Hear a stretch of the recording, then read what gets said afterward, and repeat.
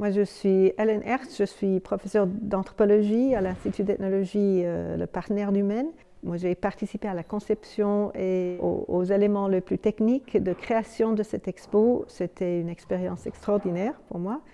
n'ayant jamais monté une expo, de voir comment on matérialise des éléments physiques pour faire porter un propos anthropologique, conceptuel et ethnographique.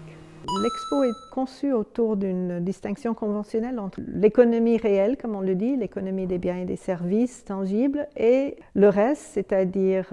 les cadres, les conventions, les institutions et la finance, qui sont des éléments qui sont en fort lien avec l'économie, mais qui ne sont pas en soi les marchés. Et donc en haut, dans une série de bureaux, on montre tout ce qu'il y a derrière la création d'un marché, que ce soit des discours ou des instruments financiers.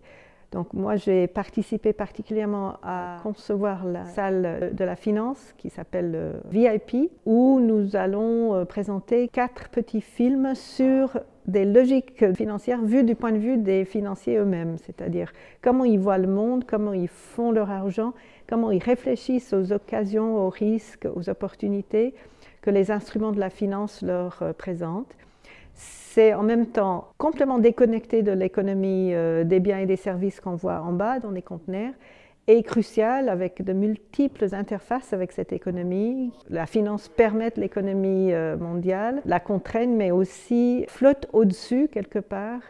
et représente une taille en termes de poids économique de 100 à 1000 fois plus que